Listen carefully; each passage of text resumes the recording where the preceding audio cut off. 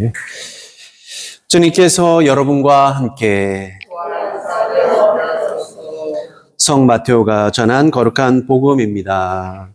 주님께 영광을 드립니다. 예수께서 거기를 떠나 띠로와 시돈 지방으로 가셨다. 이때 그 지방에 와 사는 가나안 여자 하나가 나서서 큰 소리로 다윗의 자손이시여 저에게 자비를 베풀어 주십시오. 제 딸이 마귀가 들려 몹시 시달리고 있습니다 하고 계속 간청하였다. 그러나 예수께서는 아무 대답도 하지 않으셨다. 그때 제자들이 가까이 와서 저 여자가 소리를 지르며 따라오고 있으니 돌려보내시는 것이 좋겠습니다 하고 말씀드렸다.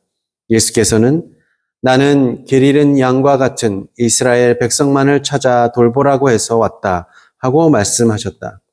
그러자 그 여자가 예수께 다가와서 꿇어 엎드려 주님, 저를 도와주십시오 하고 애원하였다. 그러나 예수께서는 자녀들이 먹을 빵을 강아지에게 던져주는 것은 옳지 않다 하며 거절하셨다. 그러자 그 여자는 주님 그렇긴 합니다마는 강아지도 주인의 상에서 떨어지는 부스러기는 주워 먹지 않습니까? 하고 말하였다. 그제야 예수께서는 여인아 참으로 내 믿음이 장하다. 내 소원대로 이루어질 것이다 하고 말씀하셨다. 바로 그 순간에 그 여자의 딸이 나았다. 주님의 복음입니다.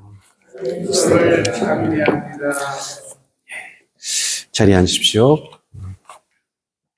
성부와 성자와 성령의 이름으로 아멘. 오늘 복음은 이방 지역에 가신 예수님께서 이방 여인인 가나안 여인의 간곡한 청을 들어주시는 내용입니다. 처음 예수님은 하나님의 뜻을 따라서 이스라엘 백성의 구원을 먼저 선포하셨지만 이 여인을 통해서 구체적으로 이제 만백성에게도 구원의 손길이 펼쳐지게 되죠. 그래서 초기 교회, 그러니까 처음에 이제 그리스도교가 생기고서 그 처음에 그 시기에는 이 기존의 어떤 관념, 상식을 뒤집을 정도로 대단한 이 가나안 여인의 겸손이 부각되었습니다. 자기 자신을 강아지와 같은 위치까지 낮춘 것이죠. 그래서 진정한 이런 겸손함이 예수님의 마음마저 어떻게 보면 뚫었다, 이렇게도 얘기할 수 있겠습니다. 그래서 이 나중에 후에는 이 여인의 믿음이 더욱더 강조가 돼서요. 어떠한 환경과 난관을 뚫고도 하느님을 놓치지 않는다는 의미로 이 여인의 믿음이 강조가 되었습니다. 그래서 오늘 들으신 복음에서 이 가나안 여인은 진정한 겸손뿐 아니라 강인한 믿음의 대표자가 된 것이죠. 누구 보고 아니 난 강아지한테 먹을 걸 주러 온 거 아닌데 그러면은 어떤 마음이 들겠어요? 당연히 이런 그냥 욕이 그냥 나오겠죠. 너도 한번 당해봐라 하면서 이런 강아지 누구야 그러겠죠. 근데 가끔 보면요, 제가 먹지도 못하는 것들을 강아지들이 먹고 있더라고요. 요새는. 야, 식탁에 올라오는 애들도 있고요. 잠자리도 아주 깔끔하게 아주 옛날과 달라요. 강아지들의. 그래서 개팔자가 뭐라고요? 상팔자라는 얘기도, 그 옛날 속담이지만 지금에 더 맞는 것 같습니다. 가족들은 밥을 먹든 말든 중요하게 생각하지 않지만은 오히려 요새는 어디 나가면은, 갔다 오면은, 우리 귀여운 새끼가 죽을까봐 그냥 귀한 것들 그냥 챙겨주고 그런 게 좀 세상이 많이 변했죠. 근데 지금이야 그렇지 아주 옛날에야 다 이렇게 개라고 하면은 아주 충실하면서도 불구하고 왜 그런지 모르겠지만 이렇게 욕을 섞어서 하는 경우들이 많았습니다. 여하간에 오늘 이 가나안 여인은 어쨌든 겸손함과 믿음을 무기로 해서 예수님의 뜻을 어떻게 보면 꺾은 거죠. 꺾었습니다. 꺾은 건데요. 이렇게 인간 개인의 애원이 하느님의 뜻을 바꿀 수 있는가라는 질문을 한번 생각해 볼 수가 있어요. 우선은 어떤 지극한 사랑이라 이 지극한 사랑은 혹여 하느님께서 뜻하신 바를 철회하실 수도 있겠다라는 것이 오늘 복음에서 살짝 보이는데요. 이 자녀에 대한 자식에 대한 어머니의 사랑은 가히 어떤 하느님의 사랑에 다가가니까. 그러니까 그런 면에서 사랑하는 사람의 마음이 하느님께 닿을 경우에는 특히 그렇죠. 어머니의 사랑이 정말 얼마나 지극한 경우가 많습니까? 아버지의 사랑은요? 네, 그렇게까지 모르겠습니다. 네. 그리고 이제 하느님의 사랑은 원래 무한하시죠. 한정이 없어요. 한계가 없으세요. 그러니까 이 하느님의 사랑은 한계가 없기 때문에 사실 사람뿐만이 아니라 강아지 혹은 미물에까지도 사실은 어쩌면 구원이 다 미칠 수 있는 겁니다.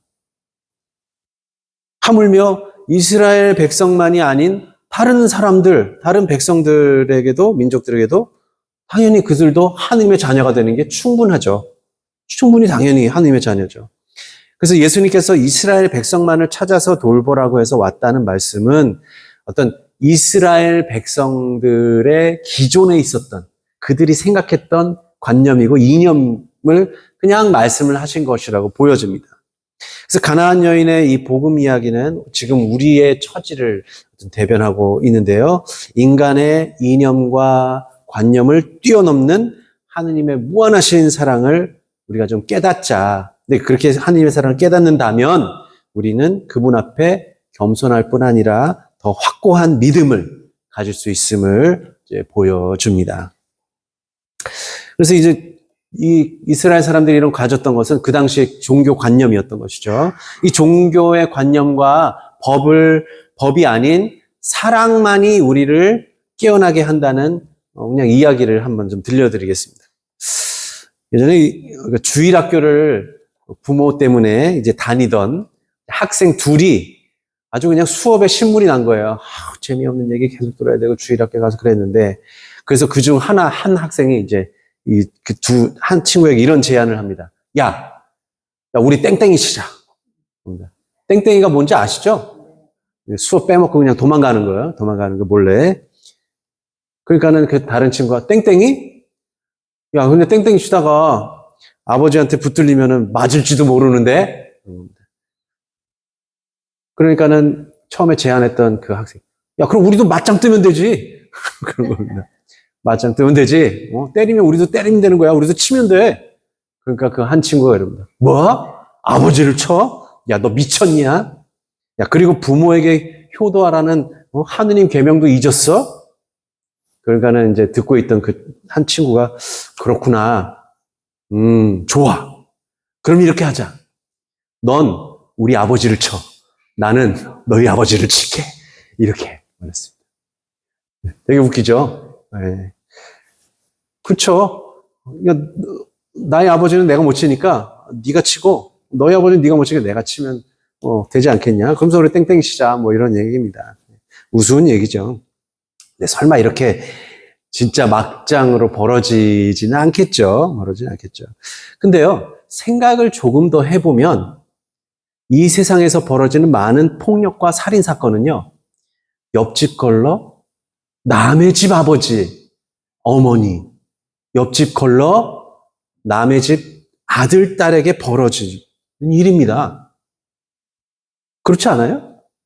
그렇습니다. 그 더 넓혀보면요, 나라 간 전쟁도 그렇습니다. 나라 간 전쟁도 따지고 보면 남의 집 자녀, 부모, 형제에게 해를 가하는 것과 같습니다. 이처럼 나만 보면, 내 위주로만 보면은 나 외에는 전부 남이 되는 거죠.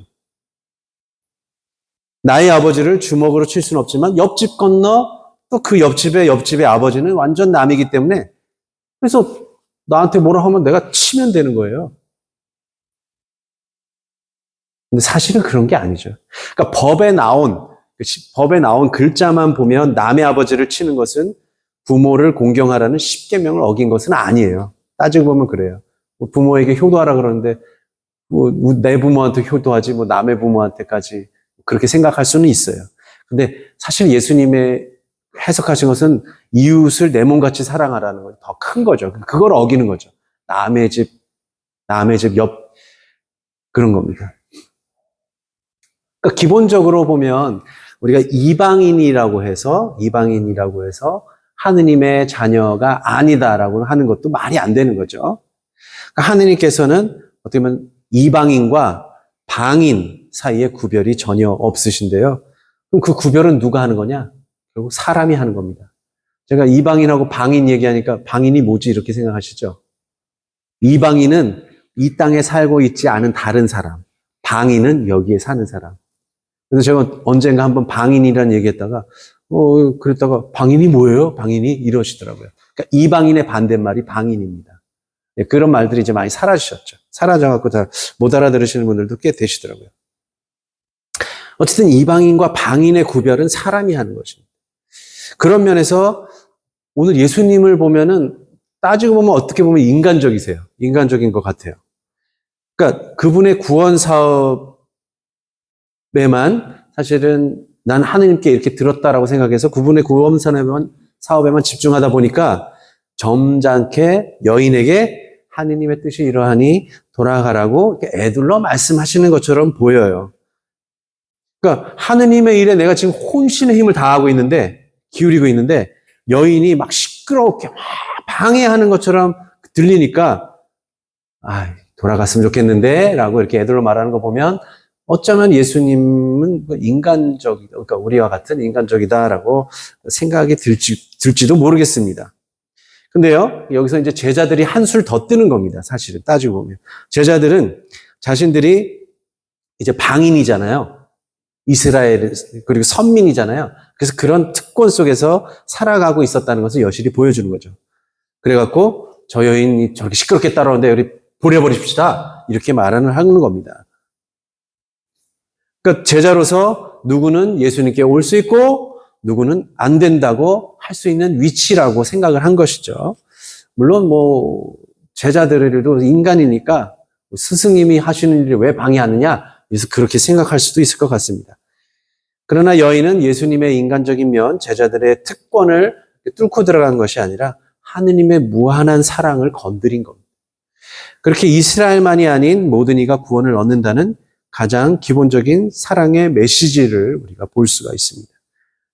예수님이 그러면 정말 이걸 몰랐겠느냐? 어쩌면 이를 다 알고 계시면서 제자들을 깨우치려고 가나안 여인을 만나고 계신다고 우리는 그런 생각이 저에게 강하게 들어옵니다. 예수님은 아무것도 모르고 인간이다 그런 얘기가 아니라 제자들에게, 우리와 같은 제자들을 깨우치기 위해서 이런 걸 다 아시면서 가나안 여인을 만나고 계신다는 생각을 강하게 하게 됩니다. 그래서 전에는요, 미사 시간에 아이가 울거나 시끄럽게 하면 어떻게 해요? 막 혼내고 주위에서 눈총을 심하게 주죠. 그러면 엄마들은 어떻게 해요? 아빠는 더 그러죠. 애들 좀 조용히 시켜. 그러면 엄마들은 그냥 애들 그냥 안고 가고 그래요. 그랬었죠? 다들 그러셨죠? 네. 왜 그래요? 설교 말씀도 못 듣고 성찬에 집중 못한다는 이유였습니다. 그러니 어머니들이 이렇게 눈총을 받고서 아이들을 밖으로 데려나가고 그래요.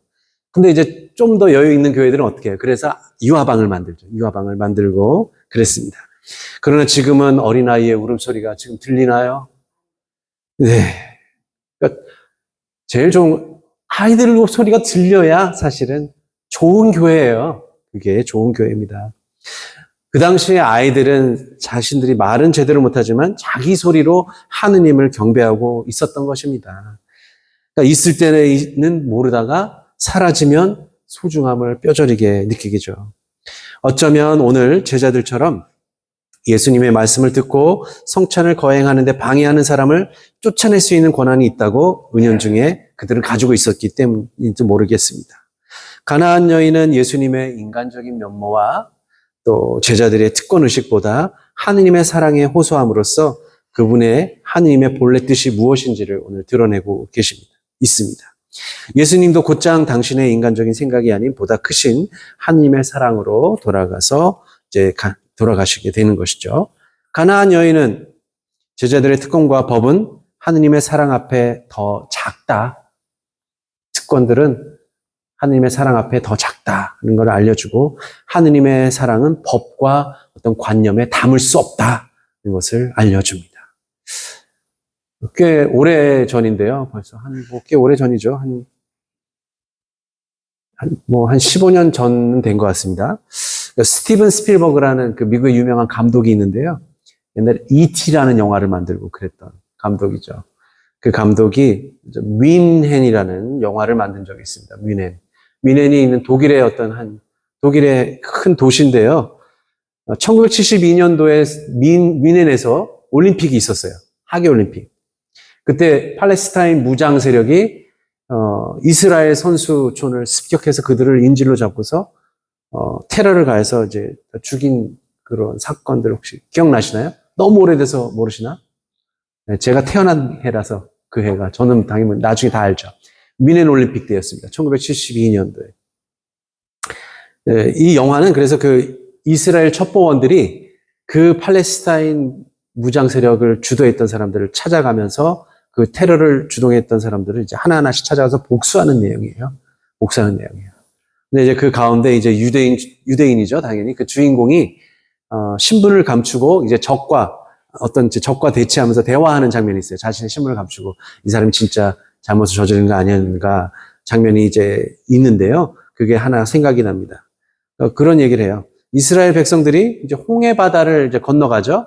이집트를 탈출해서 홍해를 건너가는데 이제 이집트 병사들이 쫓아오다가 이스라엘 사람들은 다 건너고 이집트 병사들은 이제 물에 빠져서 이제 죽으니까 어때요? 이스라엘 백성들이 슬퍼했나요? 아니죠. 야훼를 찬양하여라. 그지없이 높으신 분 기마와 기병을 바다에 쳐넣으셨다라고 아주 환호하면서 즐거워하는 겁니다. 즐거워하는 그것이 성서에 나옵니다. 근데 그러면서 이제 그 주인공도 그런 얘기를 해요. 그렇게 나오지만 다르게 전해져 오는 얘기도 있다. 다르게 전해져 오는 얘기들. 저 이집트인도 당신 자녀니까 죽어가는 그들을 보면서 하느님도 눈물을 흘리셨다라는 다른 대목도 있다라는 것을 이제 얘기를 하더라고요. 그렇습니다. 세상 모든 만물이 다 하느님의 작품이 아닌 것이 없죠. 그리고 이 세상 모든 만물이 다 하느님의 자녀인데 어떻게 이방인과 방인의 구별이 그분께 있겠습니까? 오늘 가나안 여인의 이 겸손, 정말 끝도 모를 겸손과 누구도 쓰러뜨릴 수 없는 그 강인한 믿음이 그럼 그녀 자신의 생각으로 이루어진 것은 아닐 것입니다. 그녀는 겸손과 사랑이 모든 역경을 이길 것이라는 성령의 뜻을 따르고 성령의 목소리를 들었을 것입니다. 너의 부모가 그리고 너의 자녀가 곧 나의 부모요 자녀임을 알아듣는다면 옆집의 부모도 자녀도 나의 부모요 자녀라는 그것을 알아듣는다면 누군가와 선을 긋고 경계를 두어서 차별하기보다는 하느님의 사랑이 먼저 그 사람에게 있다라는 것을 깨닫게 됩니다. 하느님의 구원과 사랑은 두 굴 쌓는다고 해서 가둬지지 않습니다. 그분의 사랑은 언제나 어디서건 흘러 넘쳐 들어갑니다. 우리 민족이든 다른 민족이든 잘못하고 서로 죽이면 그것 때문에 하느님은 눈물을 흘리십니다. 어제가 강복절이었습니다. 우리가 나라를 되찾고 힘을 되찾았다는 말보다 이렇게 빛이 회복했다, 빛을 되찾았다라는 말이 더 의미심장합니다.